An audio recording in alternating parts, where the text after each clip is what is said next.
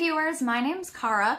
We are closing out April of 2018 with a video that I intended to have posted sometime last month. It was last month because it was shortly before my old phone broke and I didn't have a phone for 3 weeks and then got this new one. Because this video was going to be a not mini, it's full, but attempting to be brief reviews of 5 witchy books that I found at one of the local libraries. I was having technology troubles, the camera was cutting out, the footage wouldn't go to my editor, blah blah blah. So I was gonna redo it, but then my phone broke and the photos that I had taken of the books so that I could show you the cover art of the books that I actually looked at, because some editions are different, I could not get those photos off of my old phone. And I still have not gotten the things off my old phone yet. However, I went back to the library today, took new pictures, and 4 out of the 5 books that I had looked at over a month ago were still on the shelf. One of them must be checked out right now, which is awesome because that means someone is reading a book about witchcraft right now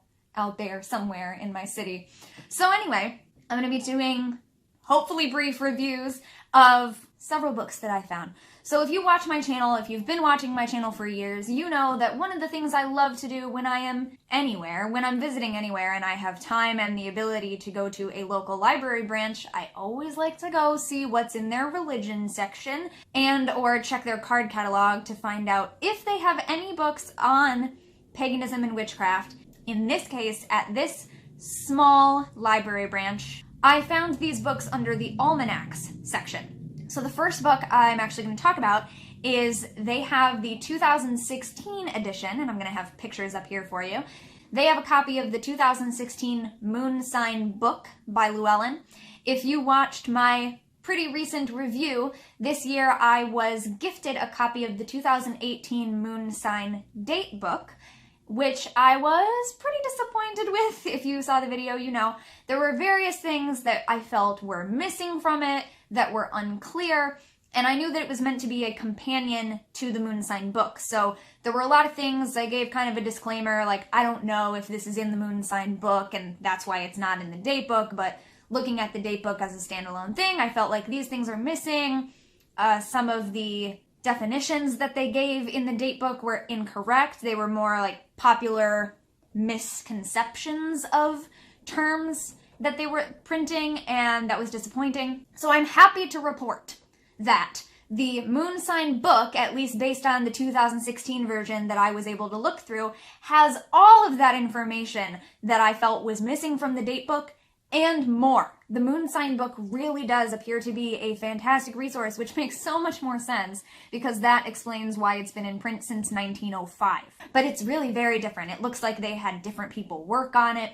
One of the first things that I looked up was the definition of a void of course moon, which was one of the things that in the date book they have like the popular misconception definition, and it's not super clear as to what is actually meant. So the first thing I looked up in the 2016 Moon Sign book was the definition, and I found this beautiful, nice, long, clear, detailed description and definition of what a void of course moon is, and it was correct. So I'm happy to report that the Moon Sign book does appear to be an actually wonderful resource. However, that does make me kind of even a little bit more upset that the date book was not up to par, because they've already printed perfectly good information, correct definitions in past Moon Sign books, so why wouldn't they transfer that correct information to the date book? But anyway, yeah. So that's my mini review on the Moon Sign book. It's so full of stuff. It's stuff way even beyond my level, but I think it would be appropriate for beginners as well. You just kind of have to sift through and find the things that are above your level. Just say, I'm not going to worry about that right now, because that's what I do. The next book I looked at that was at this small branch of the library, and I should say I pulled anything that I saw on the shelf that had to do with paganism or witchcraft, like directly. There were a lot of astrology things, but I didn't just pull all of those. I looked at the Moon Sign book because I wanted to look at that specifically because I had the date book. But other than that, I wasn't looking at the psychic stuff, the astrology stuff, the numerology stuff. They had a lot of that kind of stuff too, which are things that pagans and witches may be interested in. But I'm only talking about the things that I pulled off the shelf that are kind of like directly witchy, Wicca, paganism, witchcraft, or there's one fun one that I'll get to at the end. So anyway, the next one that I found, none of these are books that I had seen before, by the way, or I may have heard of them, but I've never read any of these books. This one in particular, I had never heard of this before. I pulled it off the shelf thinking, you know, what's this going to be? It's a book I've never heard of, an author I've never heard of, at a tiny little branch of a library, and it looks like it was self-published, perhaps, or it was published in, hold on, I have to look at my notes here. It was published in 2014 in Northumberland by Lapwing Books, and it says it was printed with Create Space. So all of that put together, like maybe this was a self-publishing kind of deal, I'm not exactly sure. But anyway, it's called Wicca Teachings, an Introduction and Practical Guide, and it's by Tony Bell. This book is awesome. Like, I was so pleasantly surprised. So at a quick glance, again, I'm looking at my notes that I took while I was reading through them. I sat at the library for like 3 hours reading through these books. So I have these notes to hopefully remind me what I thought of them over a month ago, other than what I remember now. And I just remember being so impressed by this book because with just a quick glance through it, I could tell it has such good information and it has such a variety of information that it really does cover a lot of basic things all in this one book. It has everything from the basics of Wiccan beliefs and practices to information on everything from pantheons to altar tools to divination, even astrology basics, basic color correspondences, candles, herbs, stones. There was so much and it just kept going. Dream interpretation, I mean the whole nine. I feel like if you can get your hands on a copy of this book, check out your local library system. By the way, like sit down at their card catalog computer, look up different keywords. You know, it might not be under Wicca, it might not be under paganism, it might not be under witchcraft, it might be slightly different. It depends. Obviously, if it has the word Wicca in the title, hopefully it'll come up. It might not be in every library system. It might not be at the library branch that you are physically visiting. But if they have it in the library system, they can get it for you. Like, if you can find a copy of this book somewhere, I think it's absolutely worth a read. You know, I sat through and read through it with the mindset of like, is this something that I would recommend to a beginner? Is this something that I would recommend as a resource? And like I said, I just have to keep saying I was really impressed by this book and really pleasantly surprised. So great job, Tony Bell. The next one is a book, this is the only one that I could not get a new picture of today at the library because it was currently checked out, and it is by an author that I, of course, recognize, but I had never seen this book before. It's by Raven Grimassi, and it's called Crafting Wiccan Traditions. There is a subtitle, which I did not write down, but it's on the photo here. So this photo is from Google. I think it was from Amazon, actually, from the Amazon listing. And this book is definitely written from a more traditional Wicca style, but the idea of this book was to teach foundational aspects and beliefs and practices of traditional Wicca so that knowing the rules, so to speak, you could then take that information and craft your own tradition based on that. So what I have written down here is that it covers the foundational beliefs of Wicca, what makes it Wicca as opposed to something else, with the idea of giving a basis of understanding from which one can then create their own tradition. Okay, I just said that. It did have some concepts and terminology in it that I didn't know. So there's that. So I learned some new things from it, things that I hadn't even heard before. And I know the name Raven Grimassi, of course, but I have never actually read a full book by Raven Grimassi. I have the Encyclopedia of Wicca and Witchcraft by Raven Grimassi, but I've never read one of their books, so to speak. I've never read a whole book by them. So I don't know if that's common terminology that Grimassi uses in their books that I just never heard because I had never read one of their books before. And it also included a section talking about myths, like mythology of Wicca that like has to do with foundational beliefs. And that kind of brings me into the next book. The next book that I looked at is by Lady Sabrina. It's called Exploring Wicca. It was published in 2006. And Lady Sabrina is the founder of Our Lady of Enchantment, a Wicca seminary in California. So this one is also written basically about traditional Wicca. Whereas the Raven Grimassi book was more like learning the foundational beliefs and practices of traditional Wicca so that then you can create your own based on that foundation of knowledge and understanding. The Lady Sabrina book reads more as like, here's just information about traditional Wicca and the tradition that I specifically came from. It's more that than taking that and making it so that you can create something new. It's just kind of an informational, here's stuff about traditional Wicca. And so it talks about beliefs and practices. It also had some example rituals and spells. It also talked about mythology and myths of Wicca, or mythology that they feel is foundational to Wicca or related to Wicca. So that's why I underlined it twice under the Grimassi book and the Lady Sabrina book, because not all books that you read about like Wicca basics talk about mythology. So I thought like that is an interesting thing to note about those two books. Lady Sabrina's book also talked about creating like a set of coven laws, right? So it talks about when you go to be part of a group, when you visit a group, if you're thinking about forming a group, you should think about the rules or laws of that group. How does this group operate? And so as an example, the book includes a set of laws that were passed to her at her initiation. And a lot of them I found really interesting out of context, right? Like, so when you read it, you have to be aware that these things were written for a specific coven.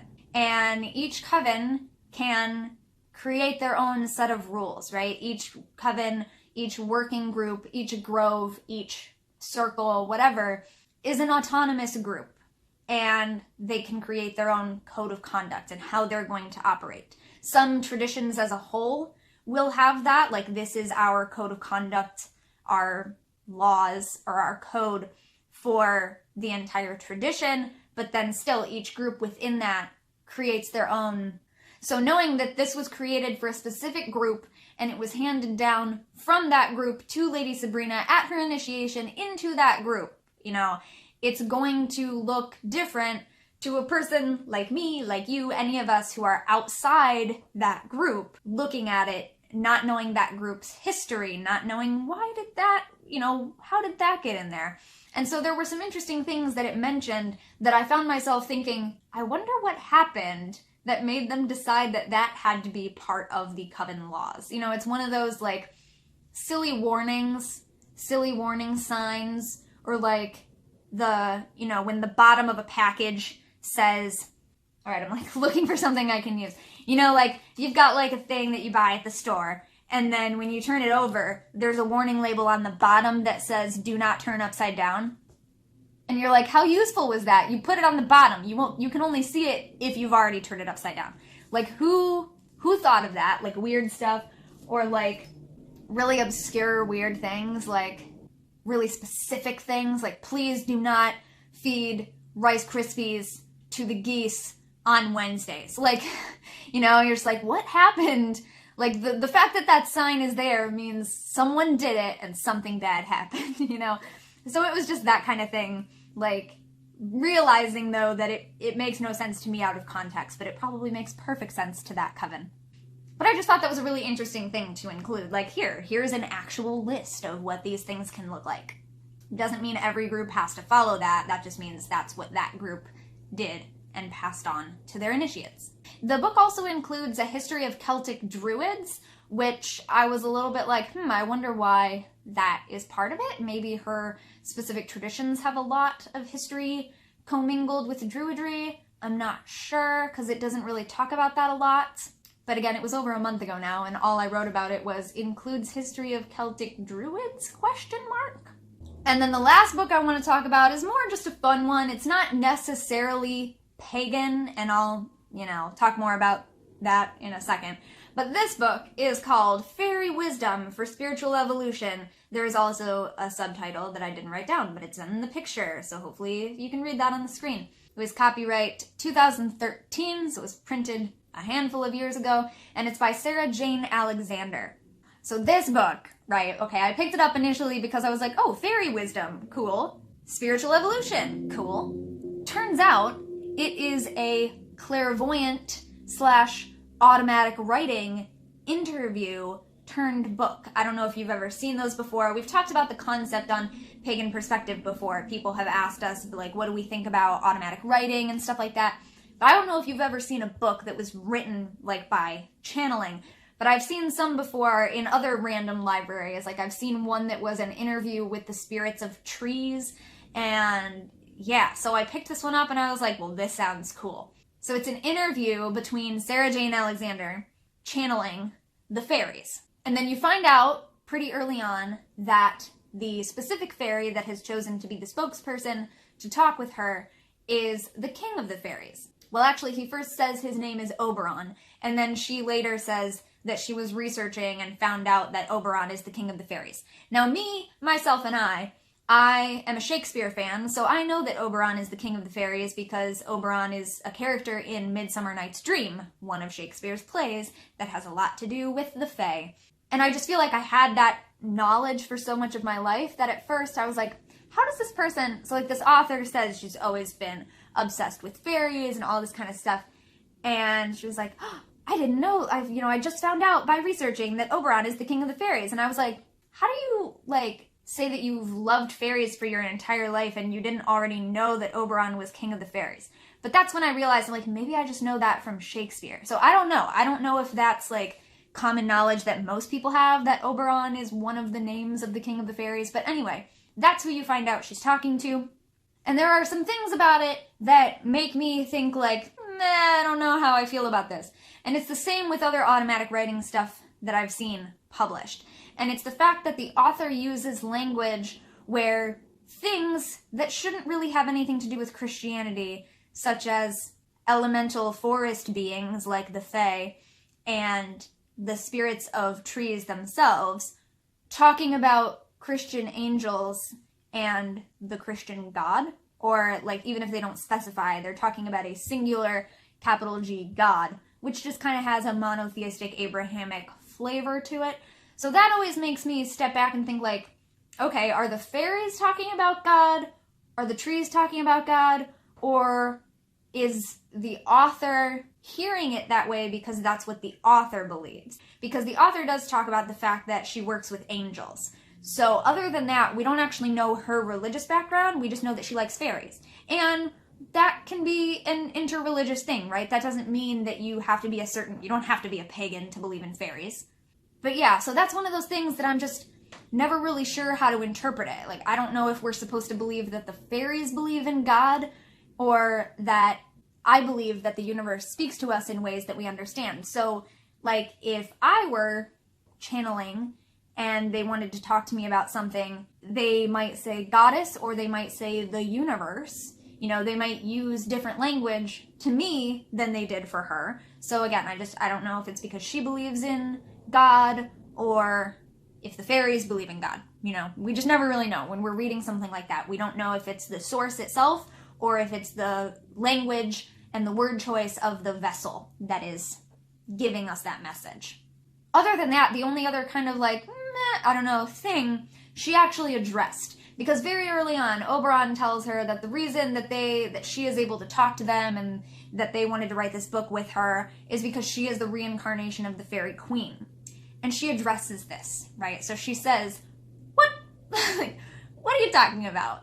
You really expect me to write that in this book and have people how do I know that people aren't just going to think I'm full of it because I'm writing a book and claiming to be the fairy queen? No, I'm a reincarnation of the fairy queen. Read my book and listen to what I have to say. Why should people believe that?